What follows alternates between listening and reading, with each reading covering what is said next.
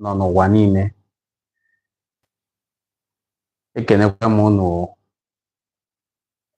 Daalụnụ, daalụnụ, daalụnụ, daalụnụ, daalụnụ. Tata bụ Orie.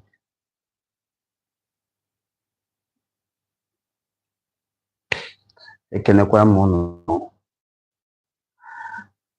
Good morning, good afternoon, good evening, depending on which part of the world you are watching this live broadcast from.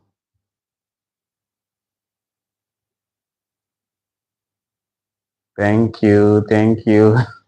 Let me take time to share this live broadcast to my other social media channels. Welcome back to my channel. Welcome back. Thank you for your patience. We just took that time out to share the video to our Facebook audience so that more. This is Enuani Cultural Forum, and in case you're just joining us, my name is Onwade Ngozi Chukwuka Fortune. I want to thank you for joining us. Thank you. Please, as you're just joining us, please share the video to your audience. I want us to have a heart-to-heart discussion. Kemi no no tarie dike enwene na enwene. Maka ni Igbo asene izu kamma na nneji. It is good when people of the same parents, people of the same lineage converse, when they have meetings, when they discuss together. Today we are going to be looking at this very interesting topic. Although not a topic that you usually hear people discuss, but it is a very pertinent topic that we look at it today. It is very important that we consider discussing this topic as much as we can today so that the younger generation can learn. Today we are looking at what is the greatest taboo in Igbo culture. Kibo, alo, kobo Nsọ-ani, obone madu me, yabo, onwenye karina, oyoni mege mejulu.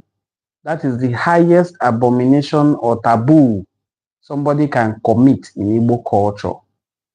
That is the topic we are looking at today.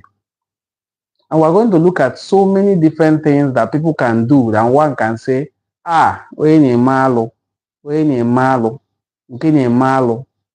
Then, what is the one that is considered the greatest of all these taboos? And is it happening today in our society? Because you know a lot of things have changed in our society, such that the things we call alo, kobo Nsọ-ani, are the things that people have been told that it is just a sin. It's a sin, and God in heaven understands. If you sin, you ask for forgiveness, you go for confession, He will forgive you. Those were the things we called abomination before, that required propitiations. And then sometimes, or in some cases, banishment or self-exilement. Today, we are looking at what is the greatest abomination, taboo, that one can be said to have committed in Igbo culture, in Igbo tradition. Join me on this very interesting journey. I'm encouraging you to please invite more people to come and join this discussion. If you also have a contribution to make, a question to ask, drop it here. I will read the comments and respond to them accordingly.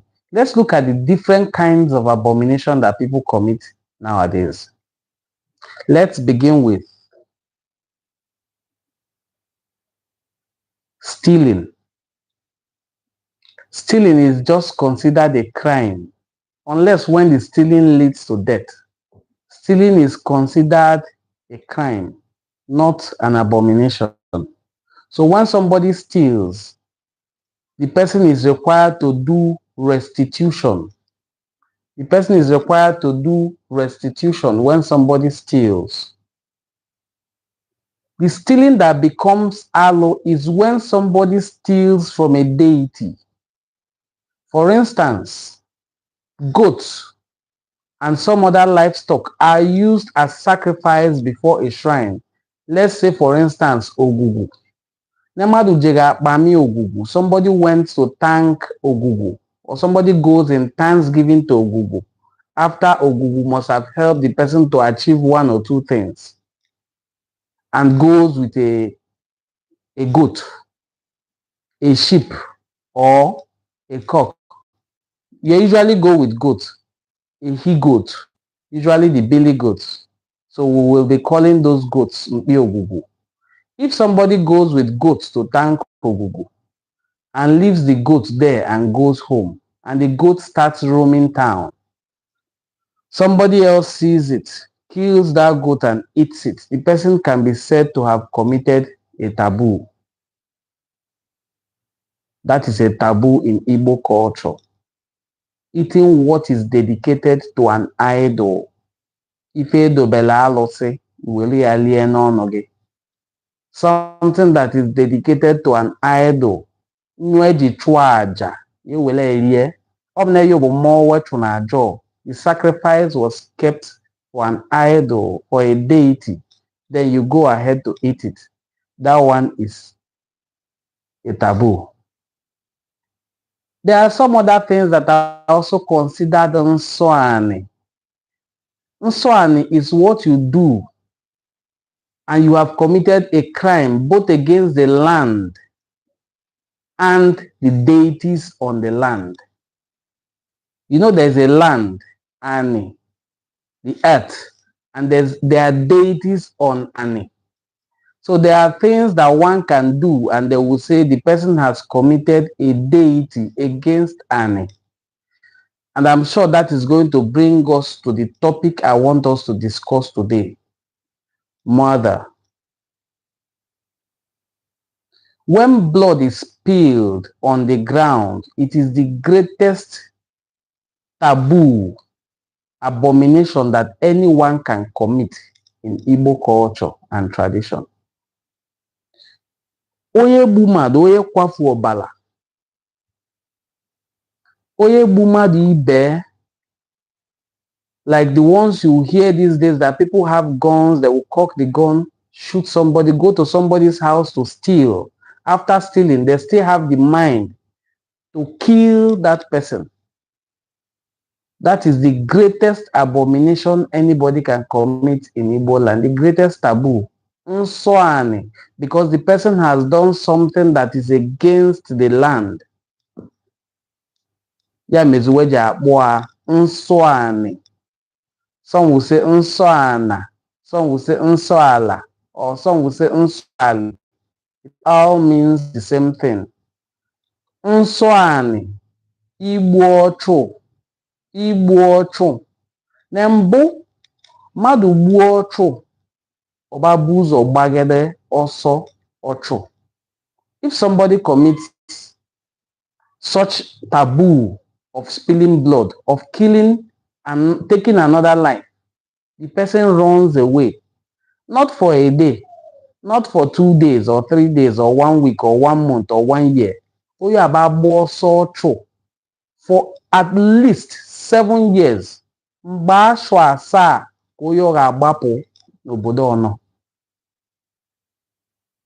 Now, life is so sacred in Igbo culture that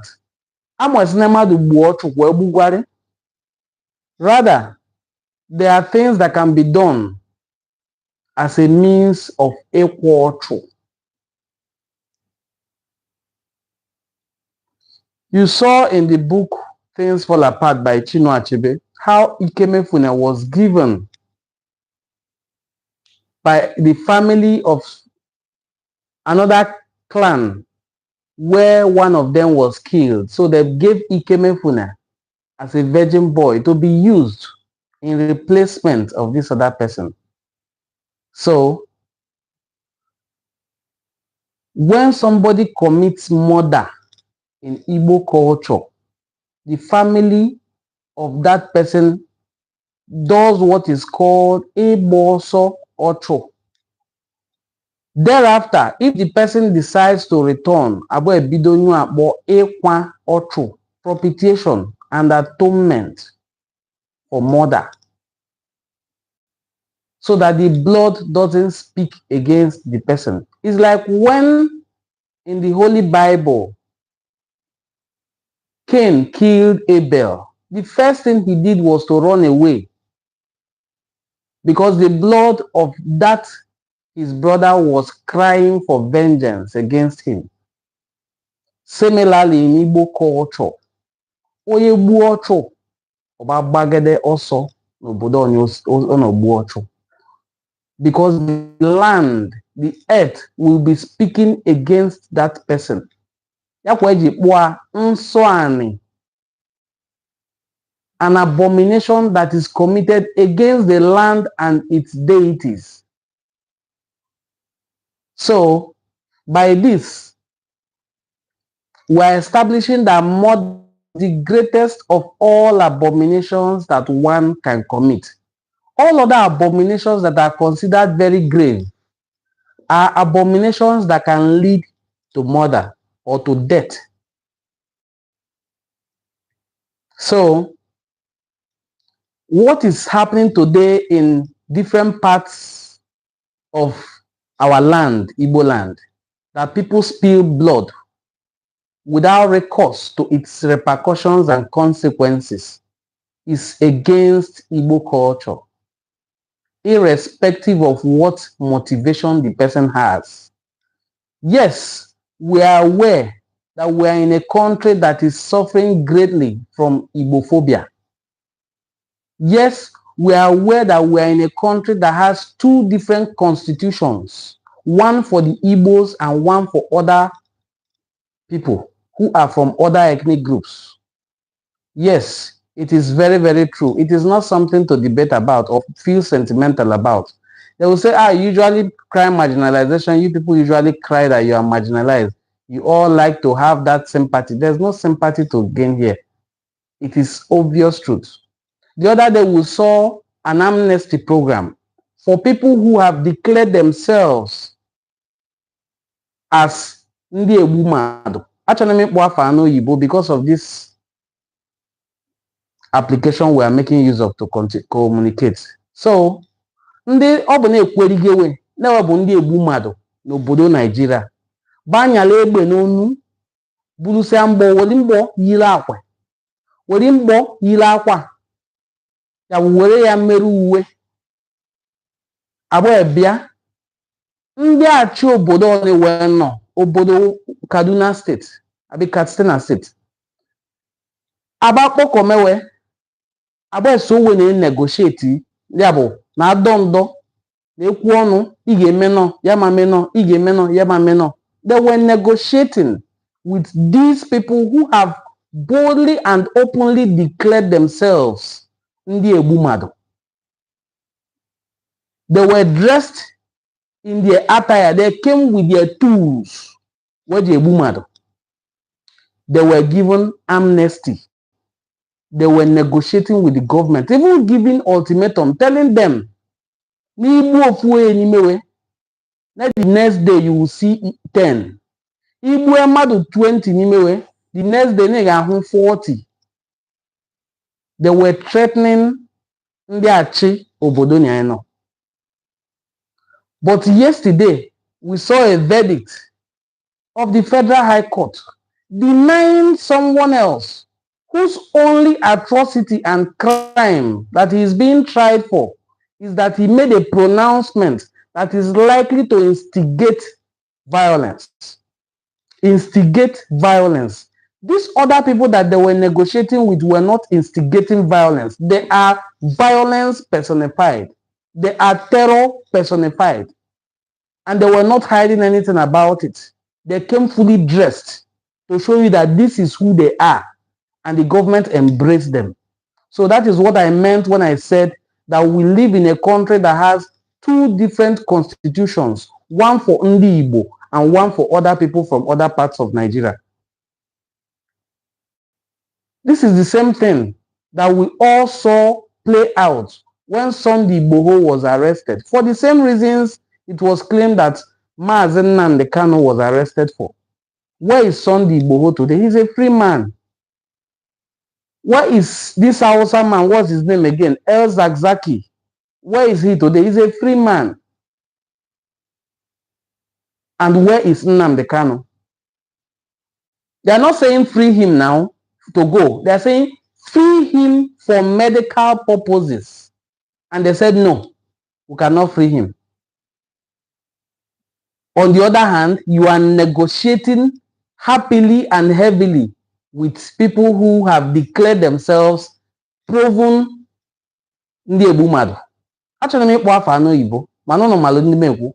Now, they have shown you and I that you are in a country that is not for you.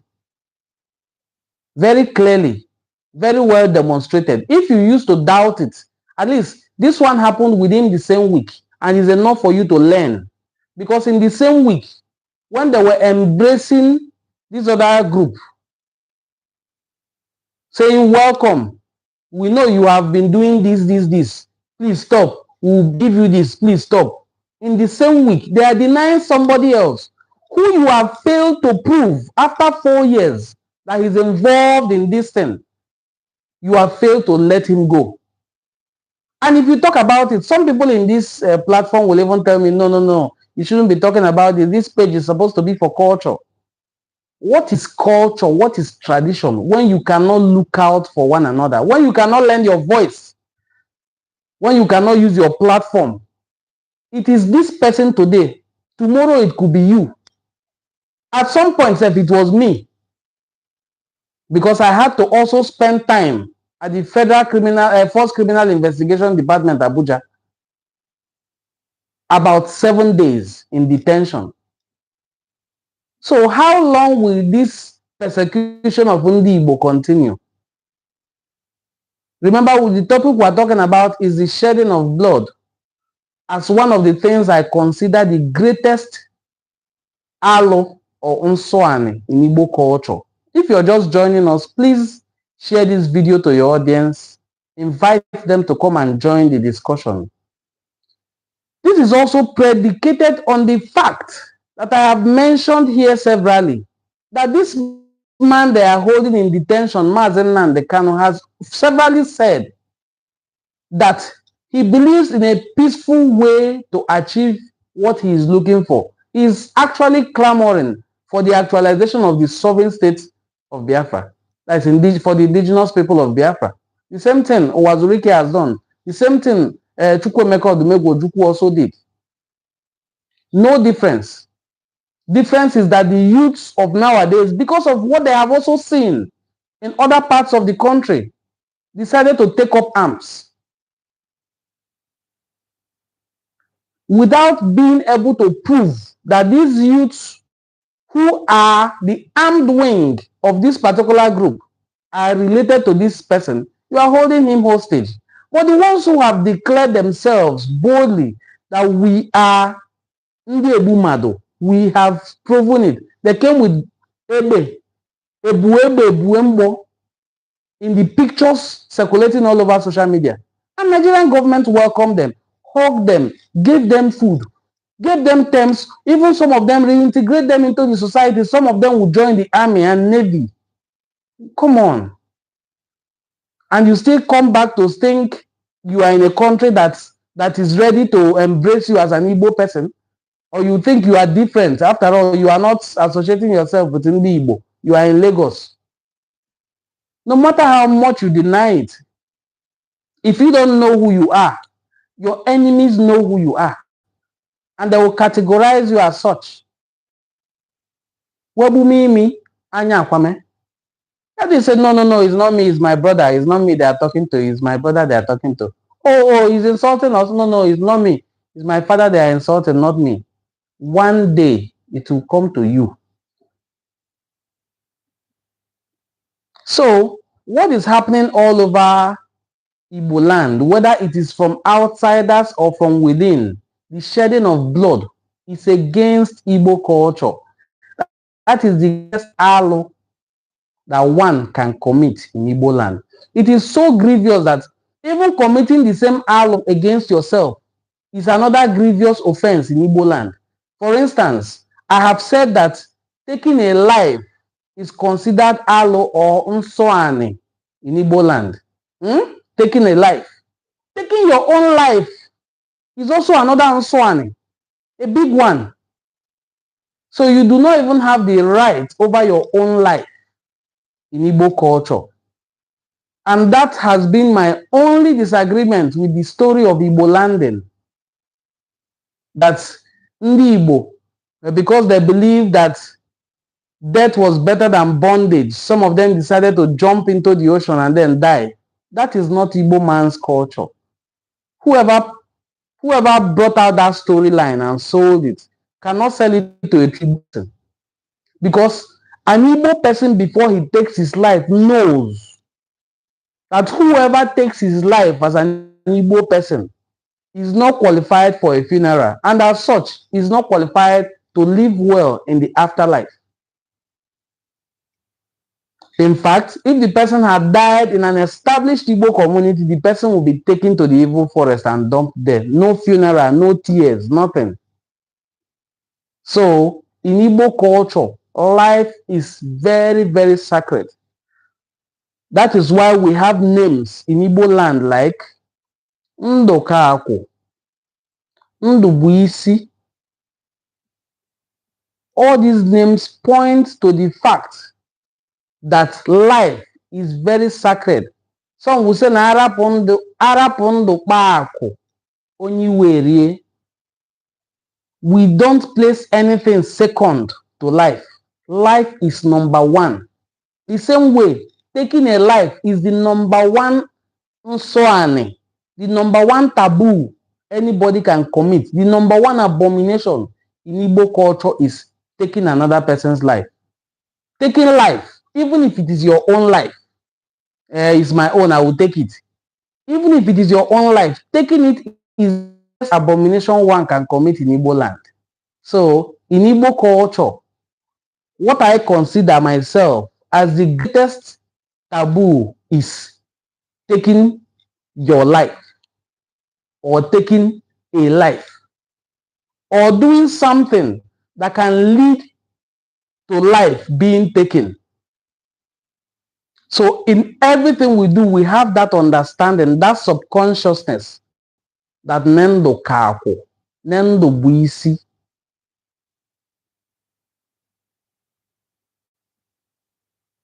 Nemadoka. That is why human life is called, or a human being is called Mando, Mado, Mado, Mando, Mando. The beauty of creation is human being. Human being epitomizes all the beauty described in creation story. So, taking human life is very, very much frowned at in Igbo culture. It is not something we Igbo people are known for. So, if somebody brings it to our land, the person is desecrating our land. Whoever brings bloodshed, that is why when we bring out kola nut to receive a visitor, we say words like Obiaboye, Abiabune, let a visitor not kill us. May we not also kill the visitor. We consider a human life, or the life of a human being, very, very sacred. We even say words like, you do not kill a stranger because the stranger is from a distant land. Ndo, Ndoka, Ndubuisi. We don't joke with human life. So taking human life, or doing things that can lead to human life being taken, is an abomination in Igbo land that requires propitiation. As I said earlier, abomination requires propitiation. But the abomination of murder requires that the person who commits this murder leaves that place, leaves that land area, that geographical location, for a period of 7 years. This is the reason why For my particular community where I'm from, you will see that there are Obolo communities in different places. If you are told the story of why many of them left Obolo, you will trace it back to murder. You will see that this person at a certain time, this one at a particular time has committed murder. This one at a particular time has committed murder. At a particular time, his family committed murder. This one committed this crime. For different abominations that people commit, banishment, exilement, sometimes self-exilement is one of the things that we use as punitive measures. Why we have punitive measures is to forestall such occurrences in the future. Because people will tell you it doesn't matter. It doesn't matter, he's repentant. Like the people they are reabsorbing into the Nigerian army, into the Nigerian Navy, into the society, they say they are reintegrating a murderer who has not served his punishment, whose hands are still blood-stained. You are reintegrating them back into the society. Even our ancestors who were accused of illiteracy could not even do so. They had a system that punishes offenders. They had a system that corrects evil before they could think of reconciliation, which is this reintegration we're hearing about. Somebody has been a murderer for maybe 20 years, suddenly decides that he's a repentant murderer, and then you bring the person and reintegrate the person back into the society. What manner of irresponsible leaders do we even have in this country? As I said earlier, it is usually the people from the other side that enjoy these privileges. It is not the privilege that an Igbo man or an Igbo person enjoys, whether you believe you are Igbo or not. It is not a privilege that you are entitled to. As long as you are not a northerner, you are not from the western part of the country, it's not your privilege. Because there's nothing that Mazen Nnamdi Kanu did that El Zakzaki or Sunday Igboho did not do in the same period. But they expended resources in going ahead to arrest this one and then extradite that one back to the country and then do their best to fight resources to try and prove this person guilty. But they have still not succeeded in proving this person guilty. But they still hold on to that person as a political prisoner. I believe this thing will not have fostered if they are not indigenous supporters of this evil in our midst as Igbo people, masqueraded as Ndi Igbo, maybe for their own selfish political gains. But I want to inform us and still remind us that as Ndi Igbo, what holds us together is culture. Culture and traditions are rooted in the land. And most times when people go against this culture, it is the land that you have gone against. And that is why you have seen eagles falling down from our skies. I don't want to go directly and mention names and then you will say they have accused so person of so thing. But let us use our tongue. Kai weli lie wezai ono. Kai go nwa eziokwu. Kema agwazukwa eziokwu onwa ya no maka na aswene nwune mada agwa na eze etisi. As I am having the courage to tell you that your teeth smells as your brother, you'd heed that advice. Eagles are falling down from the skies of Igboland. The people we consider as our eagles, the people who should be speaking for us, the people who should come out and say these things that I'm saying, have kept quiet. And so their tongue stays rotten in their mouth. So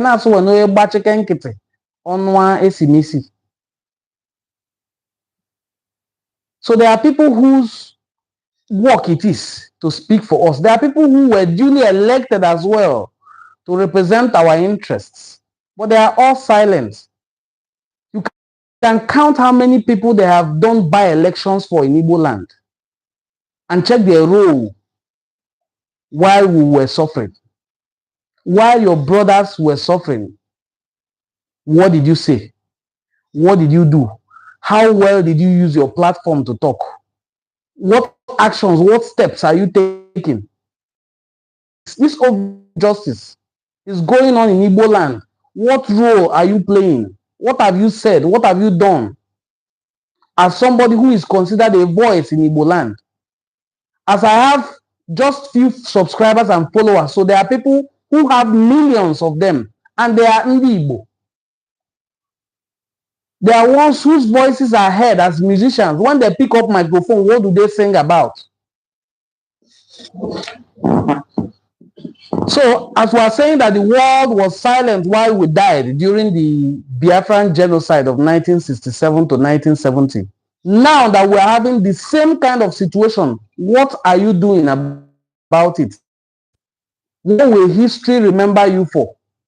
Yourself as Onyi Igbo, as Nwafu Igbo. That in this present generation, we have 3 people accused of the same offense. 2 have been let go. 1, court has said, let this person go. He has no case to answer. But no, the federal government says he must answer a case. And they are saying this person has health challenges. That a professor of medicine has also come, conducted his own tests and said, this person needs treatment. Even if it's a federal government military medical facility, allow him access to go and have medical care. They said no. So that what happened to Awolowo may likely happen to him, God forbid. So you have seen Sunday Igboho live his life to the fullest now. We're also seeing El Zakzaki do same. These are the people we are mentioning. We saw when General Olusegun Obasanjo traveled to Borno to discuss with Mohammed, the one who founded Boko Haram. That was before he died. Mohammed, I think, Yusuf. So what stops Ndi Igbo? The top guns in Igboland, the Indian Urunoku of Igboland, to speak up and say, enough is enough. Let this person go. Entrust this person to me, because bail can be granted with condition. Grant this person bail, just like court has already ordered you should do. Or find this person guilty. Accelerate the trial of this person and let this person go.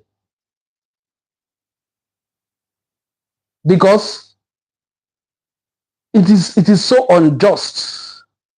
It is so unjust. The Igbos have already known from the first day the British stepped their leg on this our soil that we are not the same people with you people. You cannot mix oil and water together. There's no sugar coating it. So that when they carry microphone every day, you start hearing our unity is non-negotiable. Your unity must always be negotiated. There's no country to become loyal to or be patriotic to. Which country are you being patriotic to? Is the country on its own patriotic? Has this country been patriotic at all? Has this country been fair to Ndi Igbo in any way at all? Has it been fair? Look at this present political dispensation. When I see people saying they are doing coalition in the South to support a presidency from the South, I laugh. Because the last president we had from the South was kicked off because he had 2 names in his name that sounded Igbo. Even if he wasn't Igbo, or he will never believe he's an Igbo man. He bore names like Azikiwe, he bore names like Ebele, and then he will not believe he's an Igbo man. He's an Igbo man, whether he is or not. He was considered an Igbo. The same way the people who were listed as the masterminders of the coup were said, Ademoyega Adewale was presumed Igbo. Why will Ebele and Azikiwe not be presumed an Igbo man? So Ebele Azikiwe was kicked off by this same group of people who are saying we are from the same South. We should all support each other. Are we foolish? We are not foolish. We are not stupid. We have memory. All of us cannot have amnesia. We cannot have collective amnesia. Let it be selective. Some people have amnesia. I don't. In this present political dispensation, a Yoruba man has been president for 8 years. Olusegun Obasanjo, 1999 to 2007. when he left office, we had the privilege of bringing in our brother as vice president from the south, from Bayelsa State, because they are saying Niger Delta people have not gone. And he did one tenor, and he was booted out. Immediately again, an Hausa person entered. He picked another Yoruba person as his vice. And they both did stretch. They stretched themselves to do 8 years. Yemi Osibanjo did 8 years with Buhari. And so, after their 8 years, a Yoruba man now comes out as president. So where are the Igbos?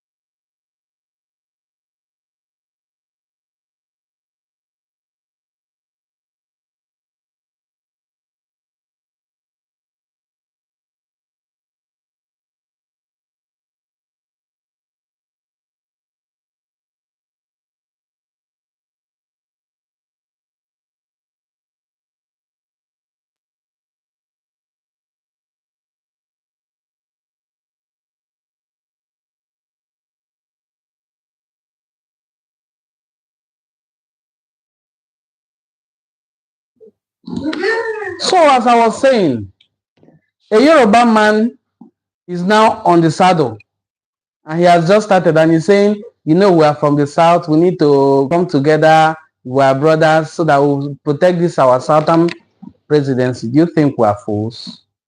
We're not fools. We are not fools. Where does this place us as Igbo? For the few Efulefus from Igboland who are running up and down with them, where does this place you? The Yoruba man has done 8 years in this place from 1999 to now. That's 26 years ago. That a Yoruba man has done 8 years as president. Another one has done 8 years as vice. And in all this time, no Igbo man has been vice or president. And then they say it's the turn of the South. You know, we need to support our brother. So bad. Kenneth, my brother, is too bad. So I'm reading the comment of Awobom. My brother, good afternoon. I am the Okene of the Igbo people. And the Ghanaian, wow. Watching from the little beautiful city of Bogatanga, Upper East region of Ghana. Igbo people, elites, etc. are sellouts. Absolute sellouts. Absolute sellouts. And that is what I was saying in Igbo language. If you were elected to represent your people,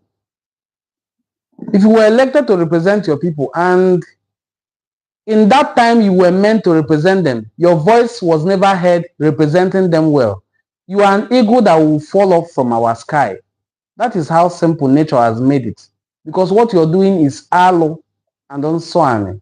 That the voice you have, which you were given, you didn't give yourself that voice, that you are meant to use to promote the interests of your people. You use it to go and sing Kabiesi and Ekaro for a Yoruba man who does not care whether you exist and you are in the same southern region with him. Somebody will say, oh, you are playing tribal, this is primordial. You can't be doing tribal sentiments. No, this is beyond us. Educated people don't do so. People are playing tribal politics in the country where you are. You say you don't want to play tribal politics. What do you want to play? Oh, you want to be Azikiwe or Aguiyi who introduced the unitary system of government and dissolved the powers of the region and made everything federal, that we are still in it till today. Now somebody will be using the model they are using to fight insecurity in the north and bring it to the south. When you hear that there are few youths gathered in Aba, you will go with military fighter jets to go and kill them. But when you hear that they are gathered in Borno State, you will go with government vehicles to go and negotiate with them. A double standard of government, is that the one we will be loyal to and patriotic to? Is that the country that commands patriotism from its citizens? different standards for two different groups of people. When you hear that there is protest in Lagos, and say, it's Igbos that are causing this protest, you send the army to go and shoot them. When you hear that there is the same protest in Kano, you say, hey, I don't get the power, hey, government should go and plead with them, and government goes foolishly to negotiate with them. You think we are fools? We are not seeing these things, and we are not taking notes, and we are not taking record. We are not unwise as you people are, because some of you have chosen to use your head to only carry load that is not your own, instead of using the same head to think like your counterparts in other parts of the world. And you also have the foolishness to think that that man you are holding in detention is the one behind the ideology everywhere, and that once you annihilate him, the whole idea is gone. Even before he was born, the ideology has been there. So somebody else will pick up the mantle and continue it. That is how oppression builds people. It brings them together. It helps them to continue to live a life of resistance. So today we have boldly considered looking at the topic, what is really the greatest abomination or Nsọ-ani in Igbo culture. And I have given you my personal opinion, which is informed by research and knowledge, that murder is the greatest abomination anyone can commit in Igboland. Murder, when you kill somebody in self-defense, it is still considered murder. The example I'm going to give has been overflowed, but I'll still give it anyway. When Okonkwo's gun exploded accidentally during that festival and things fall apart, and the bullet hit someone and the person died, the community burnt down his house, and he was also banished, and he returned to his mother's village. And then that was when they explained to us the meaning of the name Neka, Ebo Neka. So Okonkwo had to go back to Ebo Ene and stayed there for the period of his banishment before he returned to Mbanta and discovered that Christianity has taken over everywhere. That was when he declared that things had fallen apart and that the center could no longer hold. But I'm just trying to paint to you that this is a man who committed murder not out of his own will. It was an accident, but still he was punished.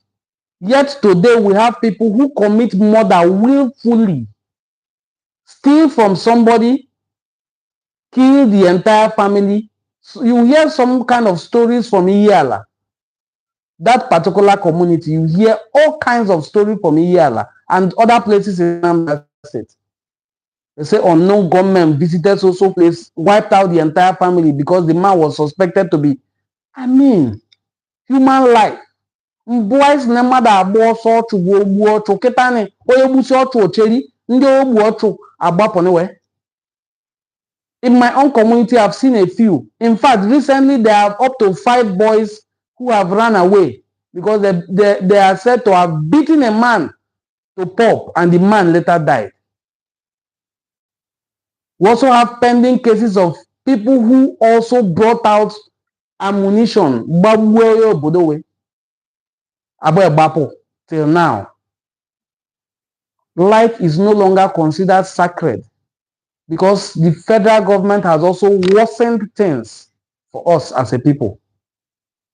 When you hear that a few youths are angry and they are protesting they say, hey, what are people again?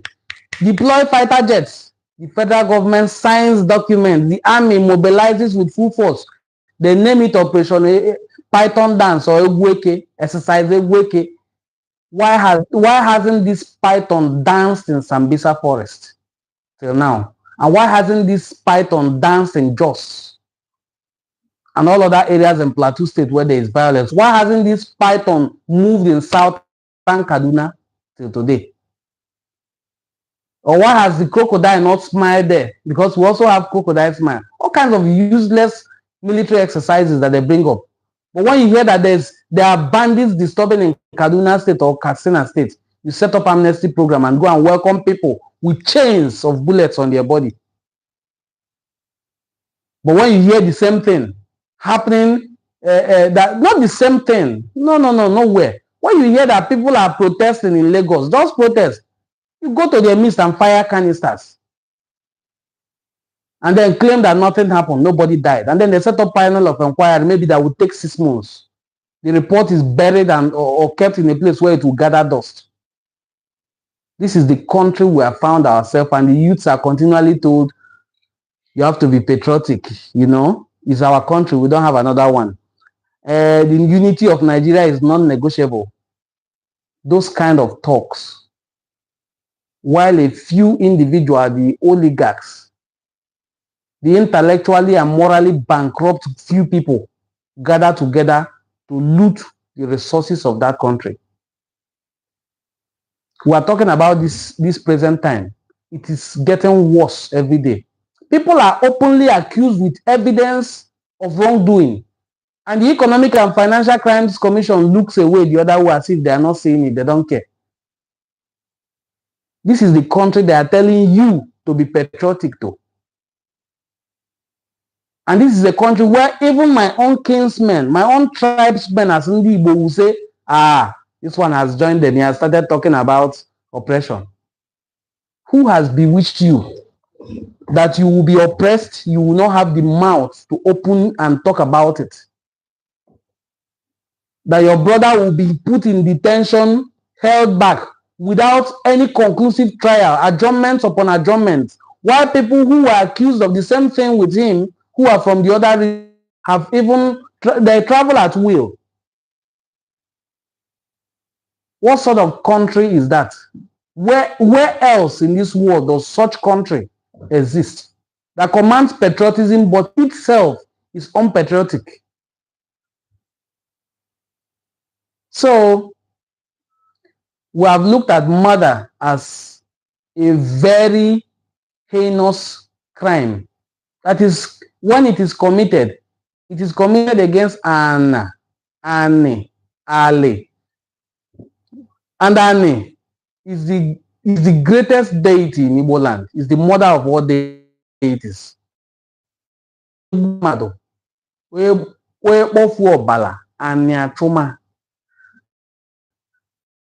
Have to appeal the people can come back. Yeah, but it may take 7 years minimum for such people when they are banished to return. We are saying that all those things are no longer there anymore. People can now do what they like. They will say it is a sin. It is not abomination. They can ask for forgiveness in the secrecy and then go for confession as well. And God will forgive them. And He will never forgive you. And He will continue to cry against you until you do propitiation. Even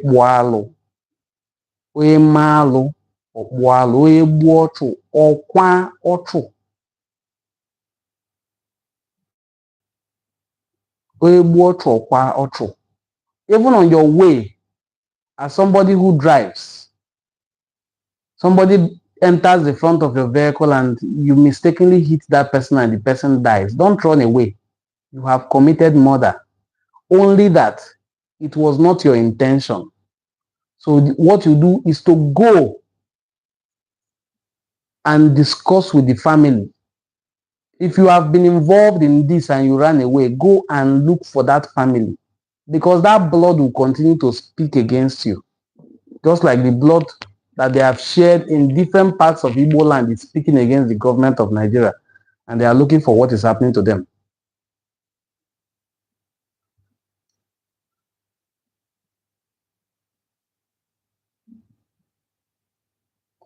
Thank you so much, my brother. Yes, we Igbos love ourselves. I agree. We need to love ourselves the more. We need to speak up for ourselves the more. We cannot be overflogging this now. It is overflogged. that we have Ndi Igbo, whose mouth, when they open it to speak all over the world listens. We have people that when they speak, the world listens. And these people are meant to use their voice, that same voice, to talk about our plight as a people. We are second-class citizens in the country where we contribute the majority of what is holding the country together. How is that justified anyway? How is that justifiable? So we stayed 26 years, and in these 26 years, we have never produced the president that had a vice. When we talk of Senate presidency, it's like it used to be our birthright. And when they take the presidency and the vice presidency, they would dash in the Igbo, the Senate presidency. That was when we had the likes of Anyim Pius Anyim and Ken Nnamani. And so today, that Senate presidency that looked like it was our birthright, we can't even see it anymore. You pick the president from another tribe, the vice from another tribe, the Senate president from another tribe, the House of Reps speaker from the same tribe the president is from. Come on. Come on. So what happens to Ndi Igbo? They say, leave them. Nobody will speak for them. And then you see some Efule who's running around the president like I don't know what to describe them with, because dogs are better than them. Running around, say, we are following him, we are from the same south. And then you see your people in detention unjustly, and you keep quiet. You are an ego that will fall from the Igbo sky. It's as simple as that, because what you're doing is against Ani, is against culture. The air that you breathe, unless you are going to spend all your life in that Abuja or Lagos, if you choose to come to Igboland, the land that you're coming back to will speak against you. It's as simple as it is. That is what our culture is. It is embedded. Tradition begins and ends with the land that you walk upon. So if you are in a position where you can use your voice to speak, speak. If you are in a position where you are a musician, you can use your voice to sing, sing. I've heard Flavor sing about it. Sing. If you are in a position you can talk about it. If you let that one is the most, and you are keeping your tongue rotten in your mouth, that is, you must have a voice to speak against the evil going sponsored by the government of Nigeria against Ndi Igbo. If there are people causing mayhem in our land, they should be fished out and dealt with. The same way you go to the north to beg people to come out with whatever they have or don't have. Because some of them go to welders to manufacture things and bring and pose and snap pictures. And you hug them and welcome them. And they give you terms and conditions. And you take back home. But when you hear that 20 youths are marching in Onitsha, you march down with your army trucks. And you say, let's go and crush them. Let's go and crush them. And then if you speak about it, oh, it is your own people that will come after you. Say, no, no, no.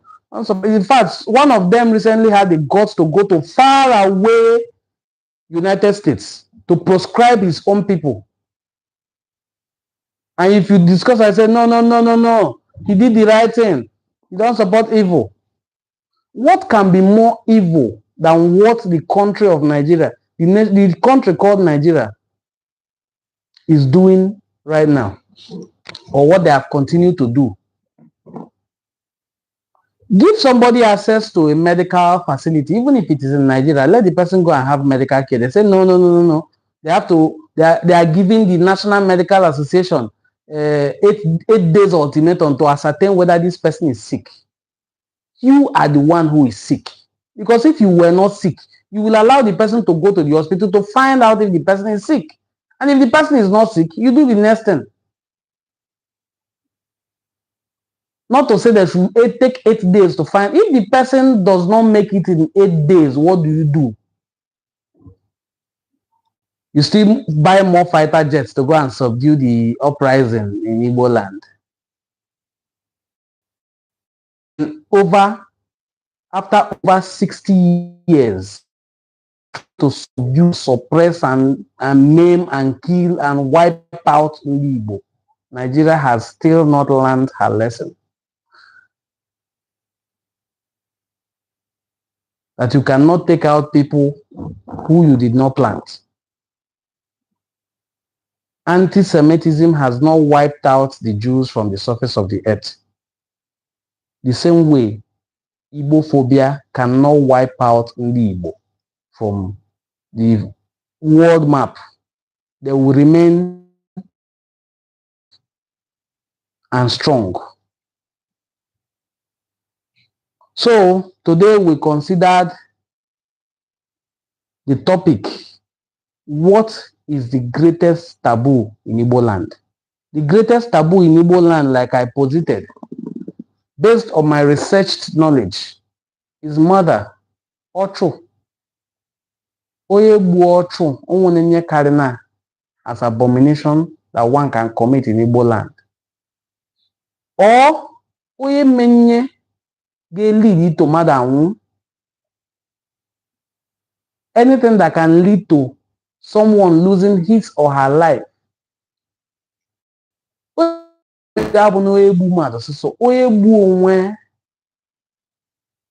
Has committed the same abomination, the same line.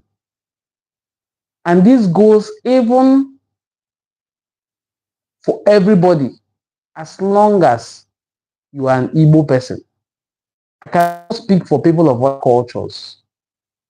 Because just yesterday I learned that the tree we call our spiritual lineage tree, Ebo or Ogirisi tree, is the same thing they call it in Urobo, in Bini. I don't know if you say Ogirisi, some say Ogilisi, is the same tree which we usually plant in our Nsọ-ani. So the Igbo culture is very, very broad and vast. It is embracing. It embraces a lot of communities whose founders may have been assimilated into Igbo culture without even knowing about it. Otherwise, you will not have elements of our culture in your own. Charles of Ebu, God bless you. Thank you so much, man. So, as I was saying, Ocho, murder is off the limit in Igbo culture. We even have things that you cannot kill someone whose funeral you will still have to participate in. This is for the ones who kill people that they know. And then if for the people you do not know,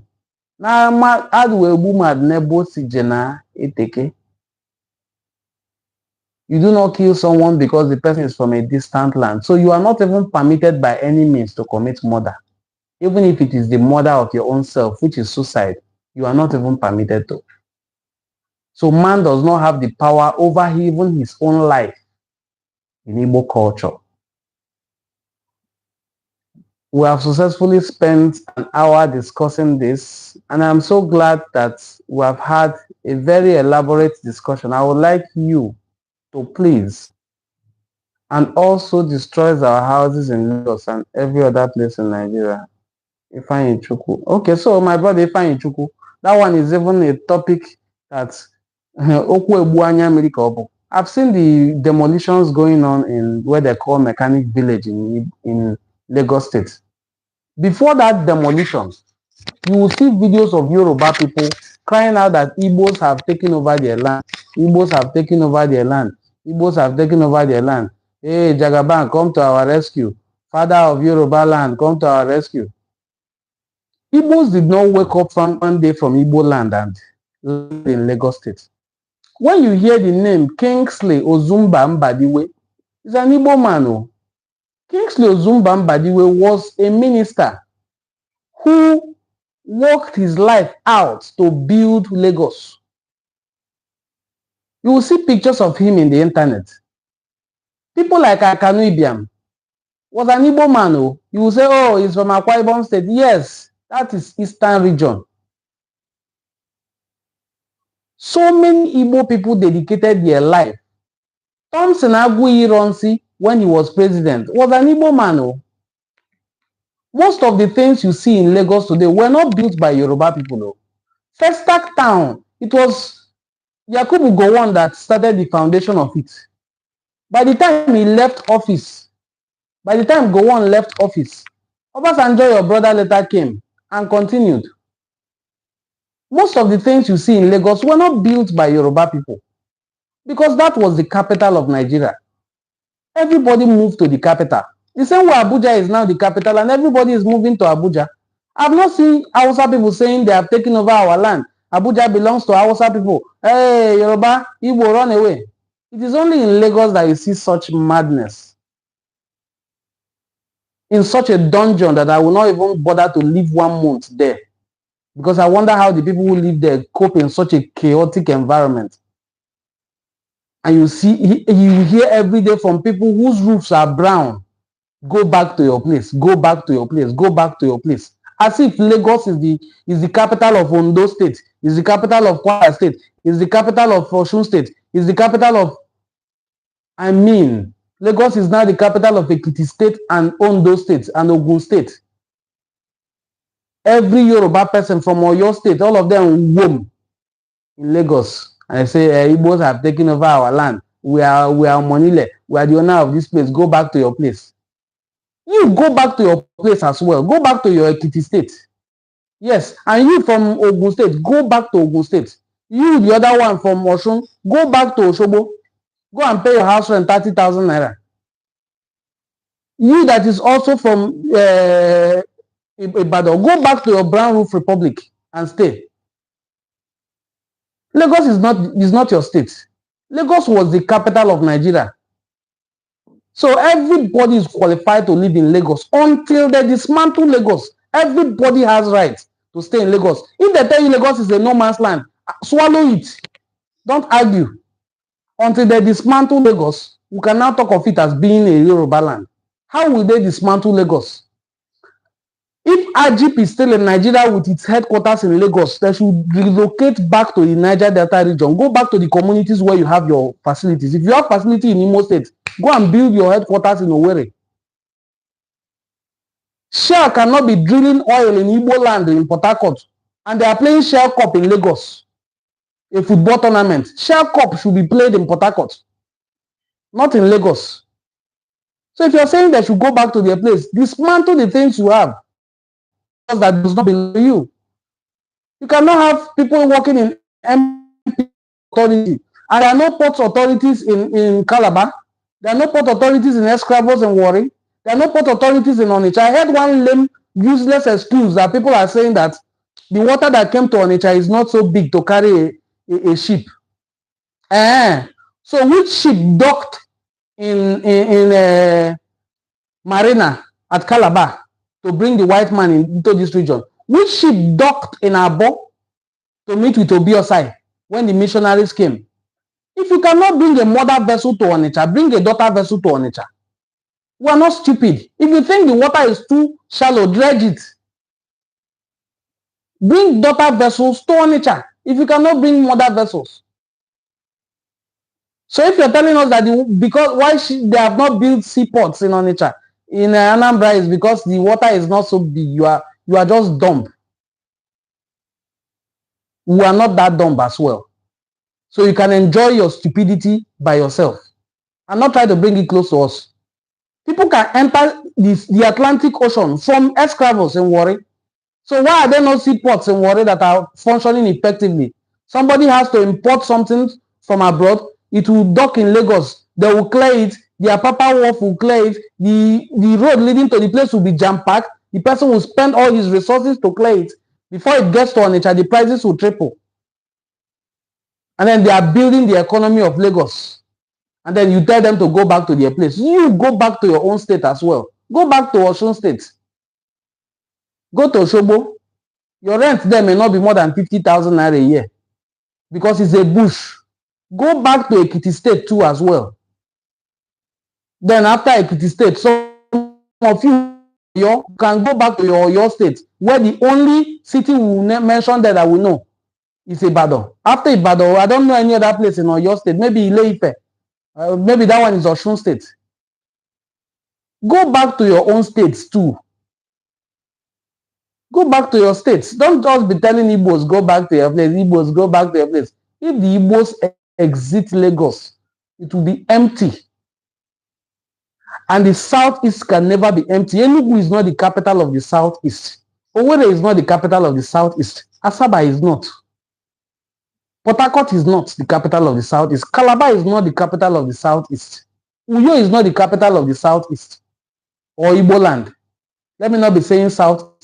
Because this creation of south-south, which does not exist in geography, is one of the problems caused by Nigeria as part of the efforts to territorial strength of Ndi Igbo.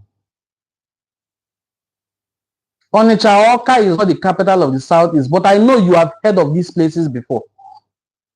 If I go to Ekiti State, outside Ado Ekiti, which other city can you mention in Ekiti State that the world has ever heard about, or Nigerian has ever heard about? Aside from Ibadan, in your state, where else in your state do people hear about that they know? I can pick one state. If you pick Delta State now, I can be telling you of Abo. You must have heard about it. I can be telling you of Asaba. You must have heard about it. I can be telling you of Sapere, Ueli. You must have heard about these places.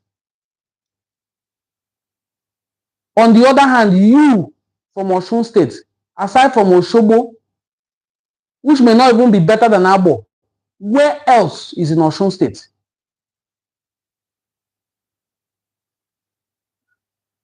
Because we keep quiet, some of you assume that these people are so docile. We are keeping quiet for a reason, and we will not keep this quiet forever. Yoruba land is not better than Igbo land. It's not even close. Remove that your Lagos that you're talking about, that is not your own. That it took the ingenuity of Igbo people to build. Remove it from the map of Yoruba people. Let me know where else in Yoruba land people will have their bath and decide to go to. So Chevron will be drilling oil in the southeast and south and other regions close to the southeast, and then they have their headquarters in Lagos. And you tell them to go back to their own states because you are mad. So this discussion, I mean, I think indeed we don't love themselves. That MNK is still in detention speaks about. I mean, I felt really bad about it yesterday. I don't know what the Southeast Governors Forum is doing. I don't know. It only took one governor, that's the governor of Abia State, who has shown himself as different from this group of efulefus that we have as governor. It's only him that spoke up. How can you deny somebody access to a health facility that you control and then ask them to take 8 days to go and ascertain whether this person is sick before he can be granted access to take medical care? You don't trust your own medical system. A medical system you cannot even attend. If the president falls sick, PM they say he's going for vacation in London. Falls sick, PM they say he's traveling to France to have a meeting with people, but he's going for his own personal medical care. And then you put somebody in detention for more than 4 years and he's seeking just this time for medical attention, and you're giving useless and lame excuses. If you have so much evidence against this person, why have you not convicted this person in over 4 years of your trial? And then the person was set free by a court you control in 2022, and you still till today have not heeded to the particular judgment that the court gave. Today you file a charge, tomorrow you amend it and bring other charges. So you have two different constitutions for a country, one for Igbo and one for other people. If that man was a Yoruba man, will he not be in his house now sleeping? It's like Sunday boy is sleeping peacefully in his house now. If he was an Hausa man like El Zakzaki, will he not be free? Will he not be an international or global ambassador as El Zakzaki is an ambassador, a global ambassador now? So two different constitutions, one for these people and one for these other people. And you will see some people who are my brothers as well too now. They will come to my inbox or send me a message. Hey, my brother, you know, I used this your page is. I thought it was a cultural page. Oh. I didn't know you have started talking about the liberation of our people and the oppression that we are going through. You know, we're not supposed to be talking about it. You know, you have to use wisdom. You are a madman, a very foolish man. That's what you are. And you shouldn't bring such foolishness as suggestion to me. And I have also said here that as many of you that have a platform and a voice to speak, and you have failed to speak up when your own people are being oppressed, that your voice will crack and go. That your platform will disappear. You are an ego that will fall from our sky because you are not supposed to be an ego. So as our people are being oppressed on daily basis in different parts of the world, you speak, you use your voice.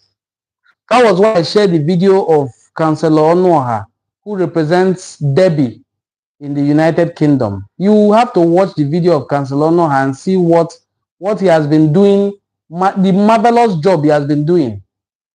Living up to his name, Onuoha, speaking for the people and not for himself, because if it is for himself, he is already comfortable. But he speaks up for the oppressed. A very sharp opposite of our sister who is also there in the United Kingdom, condemning country where he's from every blessed day, condemning them. They don't find any fault with. They call her a Nigerian.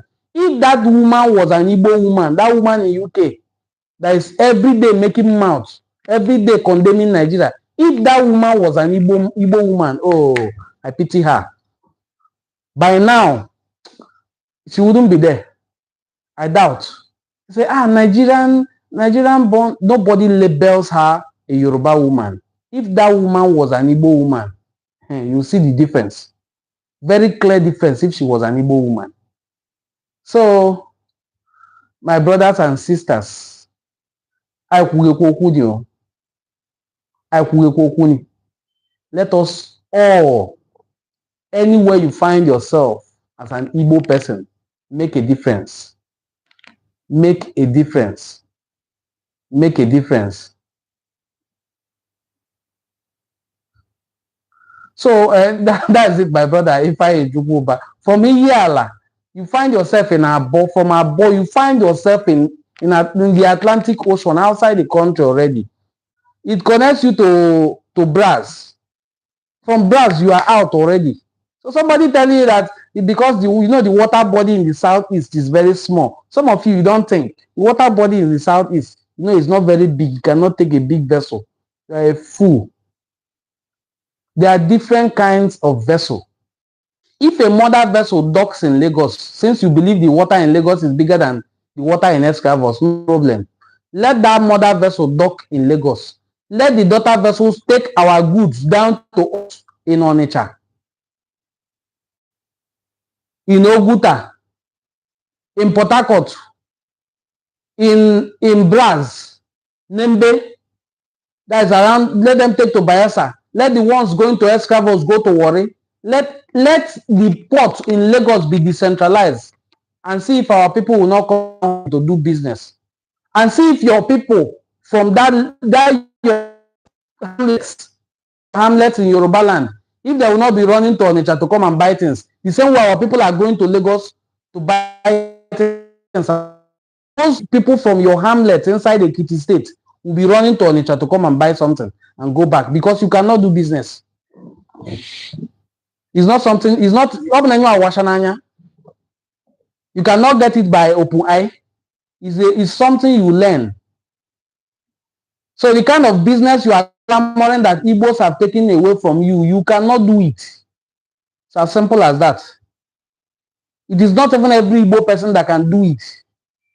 Each Igbo group have their own area of specialization. So Igbos should leave your land and leave it for you. When they leave it, can you do it? You cannot. So decentralize Lagos first for us. Decentralize it. The people will naturally come back home. The chickens will come home to roost. Don't think our people are senseless. They are not. An Igbo man will not come to his village, build a mansion, and his heart is not in that his hometown.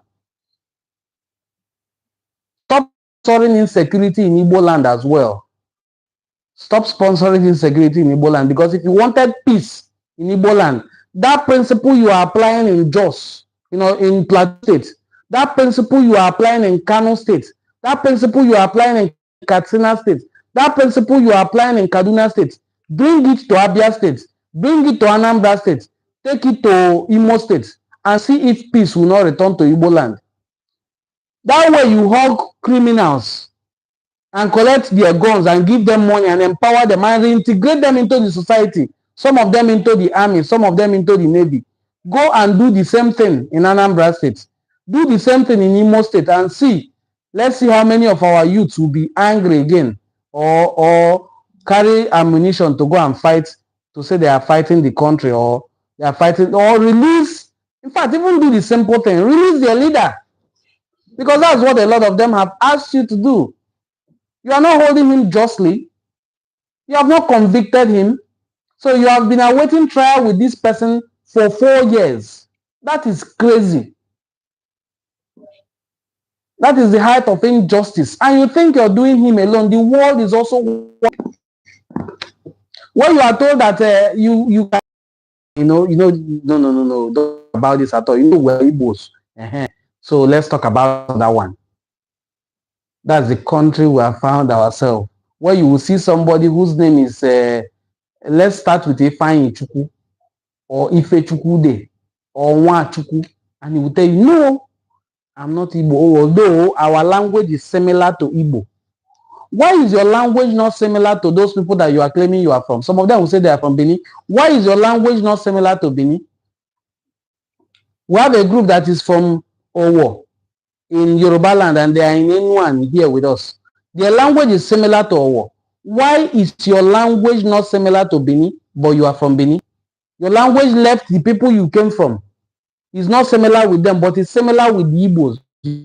Our language is just similar to Igbos, so people assume we're Igbo. We're Fulefu. That's what you are.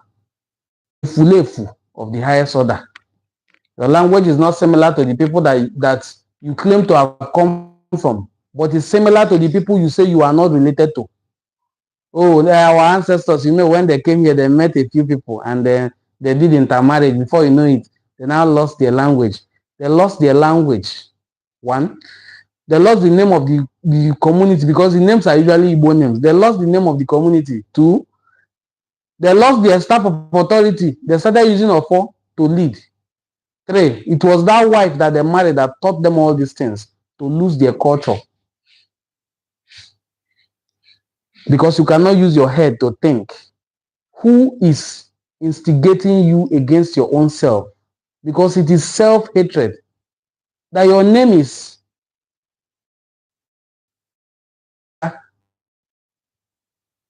another person's name is Chukwuemeke. You say, my name is Chukwuemeke, not Chukwuemeka. I am not Igbo. My name is Isioma, not Isioma. I'm not Igbo.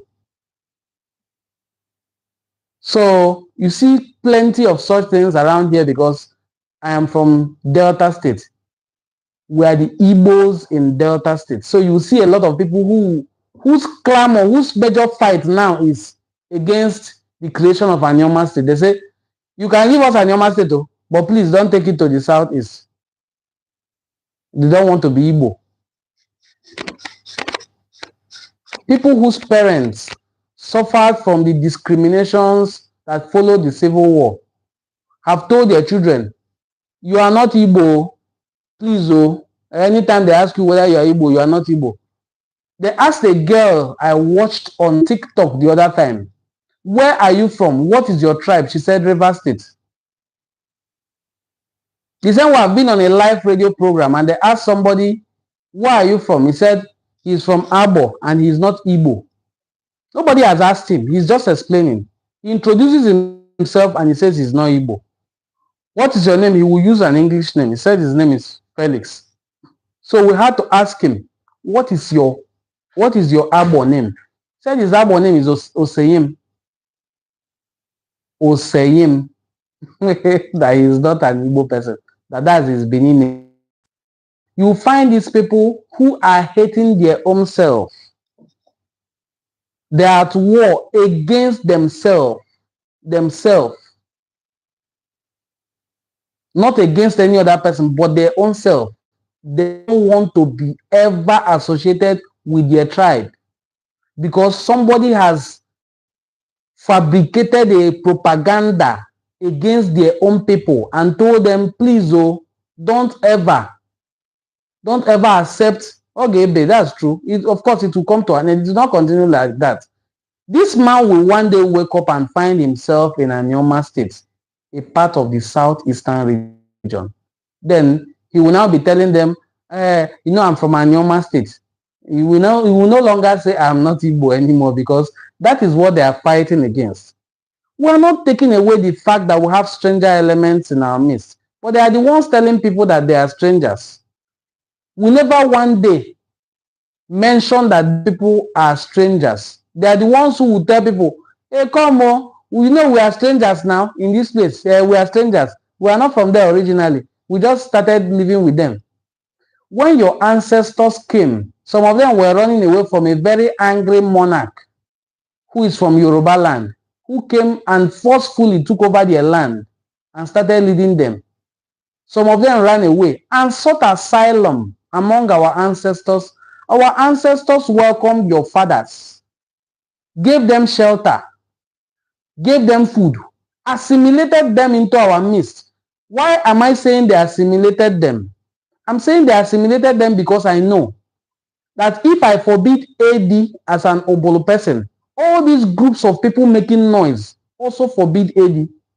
Otherwise, you would have said, after all, we are not the same. You can forbid what your ancestors forbid. My own ancestors did not forbid. But no, everything will forbid, they forbid. Everything we do, they do. We use Ofo, you use Ofo. We do our Omugo, you do Omugo.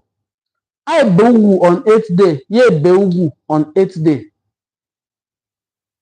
Everything we do as Igbo culture, both our funeral rites, you do the same thing.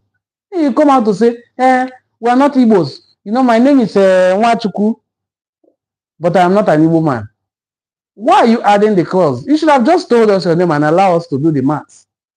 If you were so confident in yourself, why are you from? Say I'm from Delta State.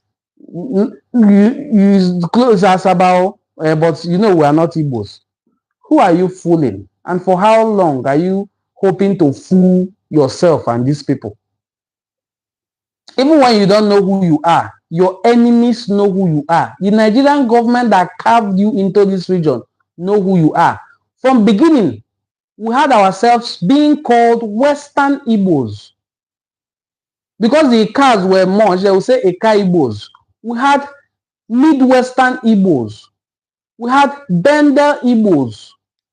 And then they now call us Delta Igbos.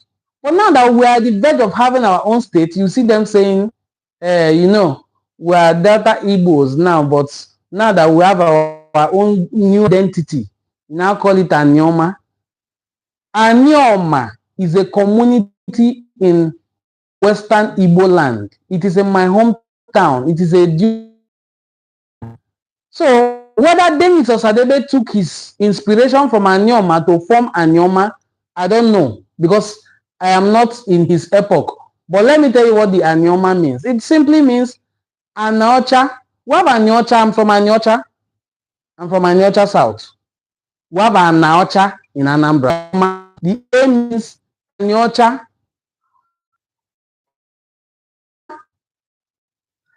I means Ika, O means Oshumili.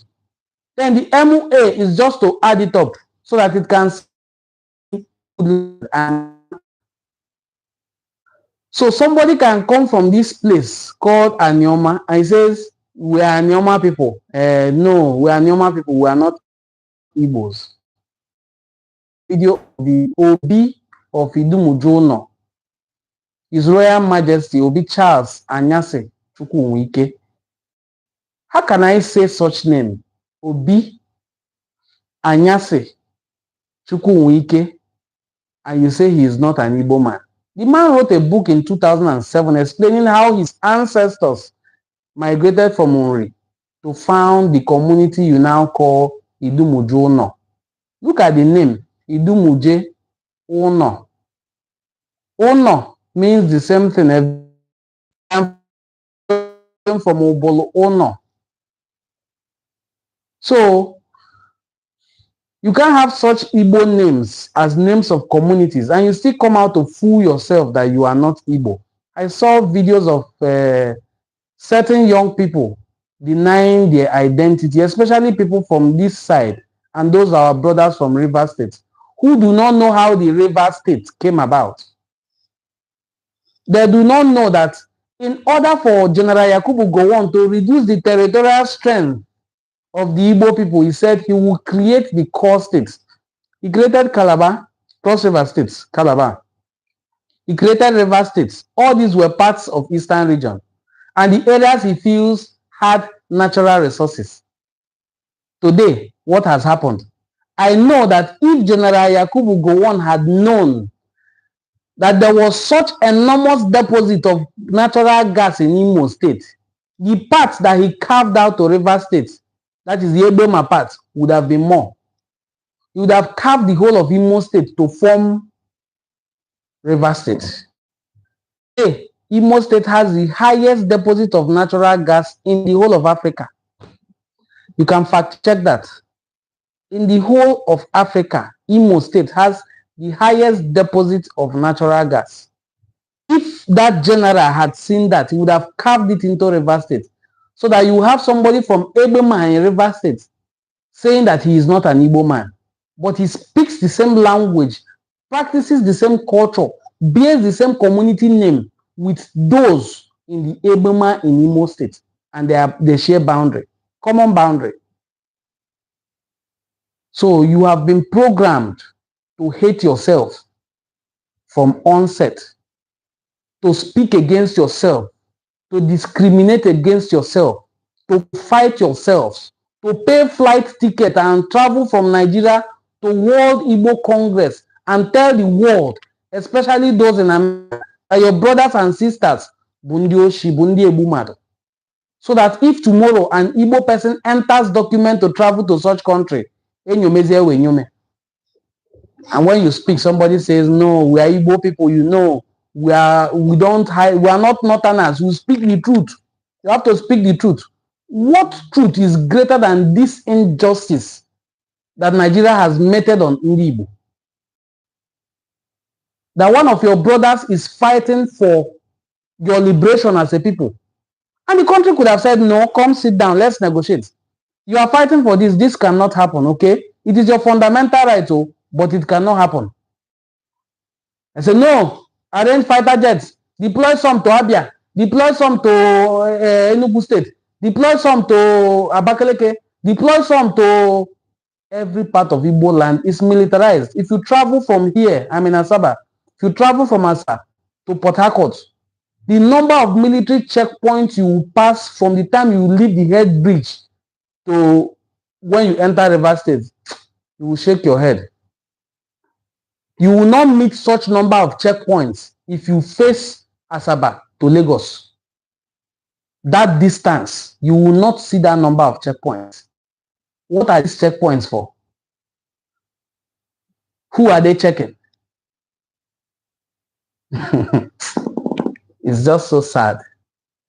Then you see somebody who will come. I have not even seen such today, and I'm very glad that I have not seen such. Maybe our people have also started learning their lessons, because Injury to one is injury to all. If it can happen to Okeke, Kafo is not safe.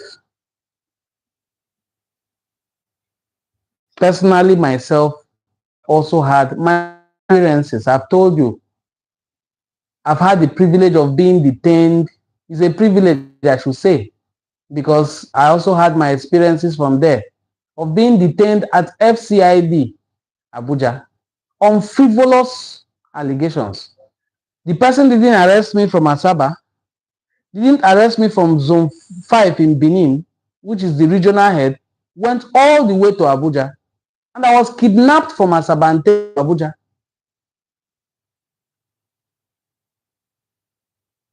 That was just for 7 days. Now we have somebody who has stayed in detention now for 4 years. And for the first time is saying, give me access to medical facility, even if it is your own facility, and you say no. Let us take 8 days to commission people to go and check whether the person is actually not feeling well.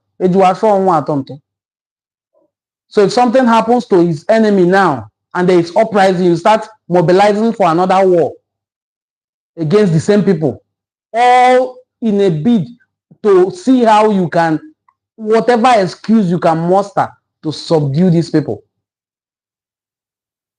Is there anything Nigeria has not done to see if they can quench, if they can even wipe off? If they had eraser, they would have just erased. If they had something that erases a people, they would have erased these people. One of their presidents, who is now no longer anywhere to be found, described us as the dot nation. There are just few of them. There are not many.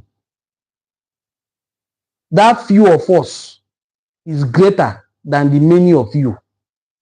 That is what I have come to let you know.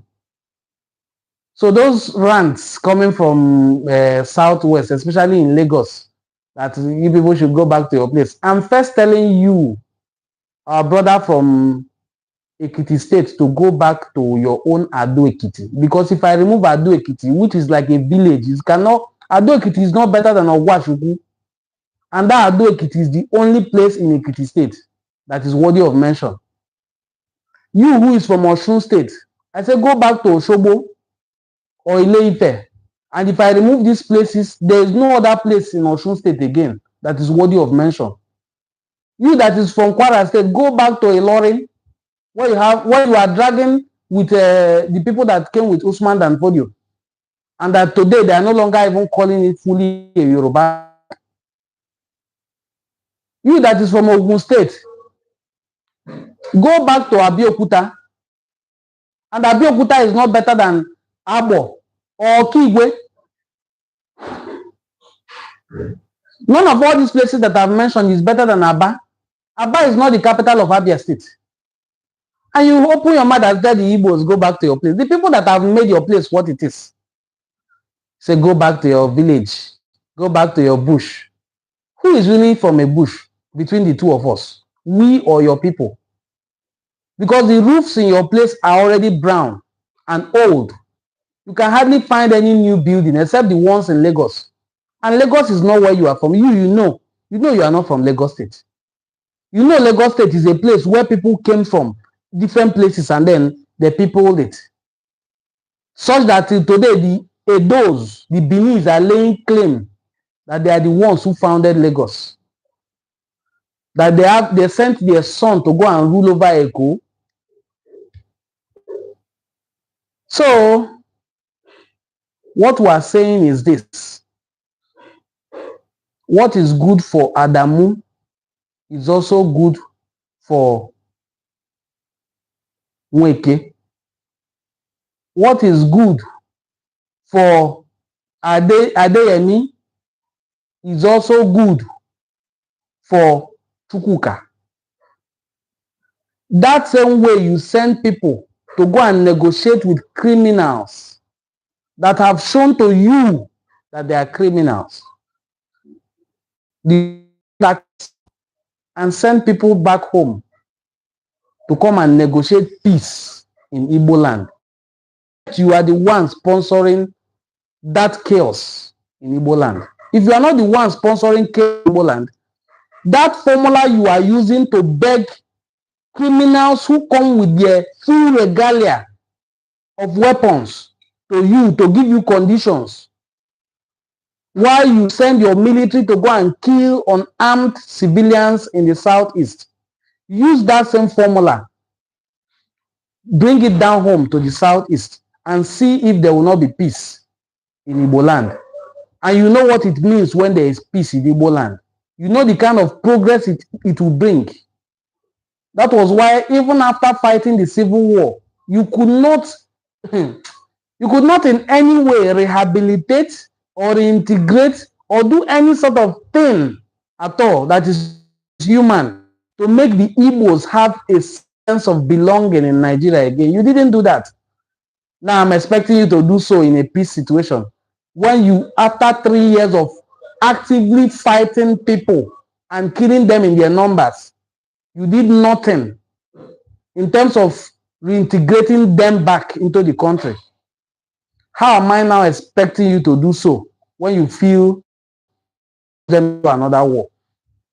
So this is a country that has been unpatriotic over the years to itself. There were people who were born to see this unpatriotism, and it is a garbage in, garbage out thing. The energy Nigeria has shown the Igbo is the same energy they are returning to you. You can never get the best of us. Those people you think are the best of us that are working with you are the efulefus in our midst. They are the efulefus in our midst. They are not the best of us. The best of us you have not seen. And the best of us are willing and ready to make things work if they are given a pride of place. You can't tell me that from 1999 to 2025, 26 years as a nation, 26 years. Let me take away that 26 years. Let me go back to 1992, when we just had Alex Ekweme as vice president. From 1992 to now, which is 33 years, was the last time an Igbo person was either vice president or vice president of Nigeria. 1992 to now. And you tell an Igbo person, no, the Hausa people are coming together. They are trying to take what belongs to us. No, no, no. We have to come together to wrestle them, to collect it from them, so that they will not take it. You know, this is a Southern presidency. You are a madman. You are a very madman. Let it go to those Hausa people. Because the Yorubas have had a president for 8 years. After having that president for 8 years, they have had a vice president for 8 years as well. That is 16 years out of 26 years. The Hausas have not even had that much. Igbos have never had a try at it at all.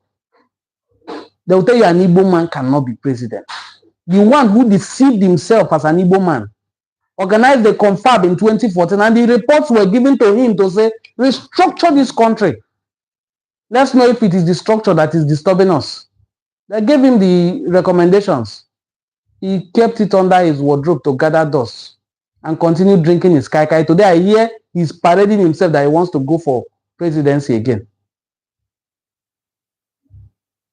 So if that man had implemented the confab report that were given to him, and I know how people fought to make this man president because they felt he was one of us. People like Dora Akunyili. A lot of people believe she went away today because of President Goodluck Ebele Azikiwe Jonathan, because he added 2 Igbo names to his name to make us suffer more. If as he added Goodluck Ebele Azikiwe Jonathan, he had in any way behaved himself like Ebele and had small mercy on us by implementing the confirmed reports that were given to him that says restructure this country. First of all, begin by restructuring our economy. You cannot be generating money from tax from people in Abia State who they are accused of drinking alcohol, and you send the same money to the center and they divide it into pieces and send to Kebbi State. People who practice Hishba, who say they don't drink alcohol, but they are taking tax collected from alcohol. People who mine their own natural resources, like I saw the other day in Zamfara State, mine their own natural resources and sell, whereas they tell us our own natural resources is a global heritage of mankind, and therefore you have no right. People like Nyesom Wike will gather fighter jets, they will go and bomb the places and they are doing illegal bunkering. Illegal bunkering. But we don't hear of illegal gold mines in the north. That one you can mine it, is your land. But here, you can't touch it, it's for the government. A country that has, on its own, skewed itself against itself. And you tell an Igbo man who usually uses his brain to work with you in that same country. That's why I tell you that the few Igbo people you see working with you are efulefus of the highest order. Because an Igbo man working with you that cannot sit down and tell you the truth is not ready. He is not an Igbo man at all. Because truly we have mixed bloods in our midst. We have a lot of mixed blood in our midst. A true Igbo person will look you and tell you the truth. Now, it is up to you to act on it, but his conscience will have been cleared. And when he goes back home and picks up his Ikenga, he will know that I have done what I am supposed to do. So he's telling himself the truth. And then he tells you the truth. So that not a genie or four. But no, we have people today who dance around injustice. They say, oh, no, don't talk about it. Hey, my brother, don't be offended though. I don't want you to be offended. I know what I'm going to tell you now may get you offended, but don't be offended though. You know, I was enjoying what you were doing. You usually talk about culture and, you know, that was why I actually followed you. But now I don't know that you start talking about Nigerian government and how they are oppressing us. So I should be talking about culture and forget that you are living in a space where every decision you make can be controlled by the government. By January now, the idiots that you people join hands to vote together as president will start collecting tax for the income you suffer to make. Whether he was voted or not, he has made himself president, but he's now going to impose tax on you, and you know, you shouldn't talk about it. I know you don't want any problem. After all, you know, you have to be diplomatic about it. There's nothing to be diplomatic about. There's absolutely nothing to be diplomatic about. Things have been skewed up against you as a people. So the best you can do for yourself is to speak up. The people you have elected to speak up for you too should speak up. If they are not speaking up, you speak up against them. Not when you start speaking, they say, you know, he's our brother now. No, you are not supposed to tell him that way. You're supposed to be diplomatic. Your brother has been compromised. There's no two ways about it. Even him knows he has been compromised. The world knows he has been compromised. So of what use will it be if you're sugarcoating it that your brother has been compromised? If we were very truthful to ourselves, what will it take that young man that traveled to World Igbo Congress in California to bastardize his own people, to prosecute his own brothers?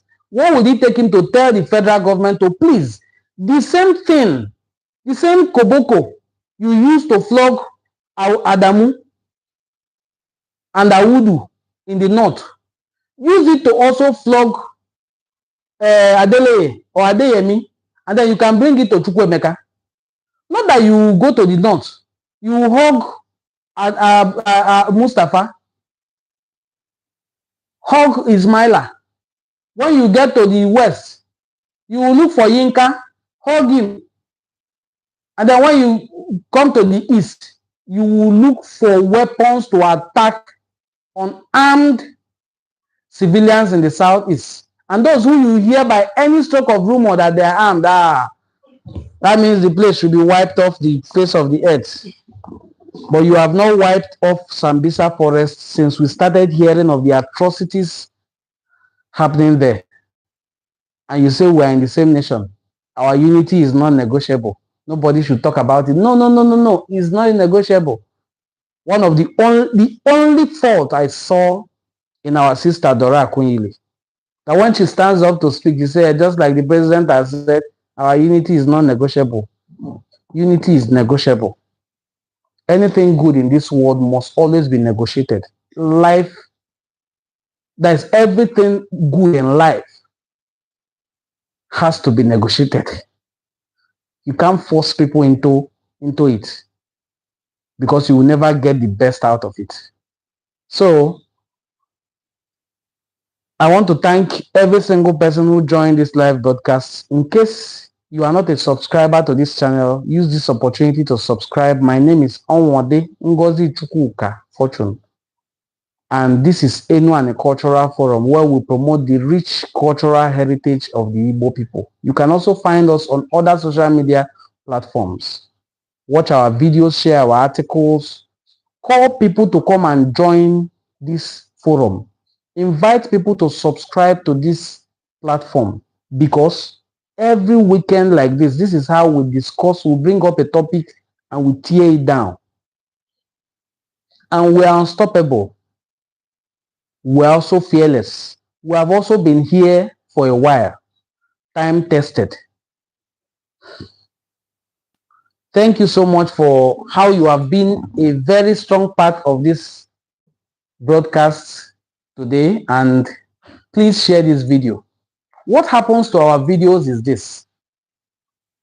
If our videos, for instance, we've had some time here, I was watching, we had up to 100 and something people actively watching this video.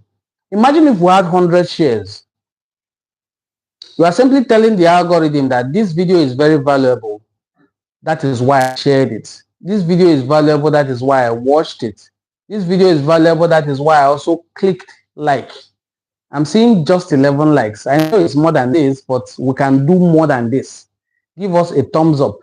Share the video so that it can come up in the algorithm rankings, so that the video will go viral. Virality doesn't help me in any way. This is a live broadcast that doesn't even yield anything in terms of monetization. So as you can see, this is also one of the benefits of the country where we live in, that we're having a power outage. So I'm using this opportunity to end the live stream, and I'm encouraging you to please share this video to your audience, and do have a very wonderful weekend. Thank you. One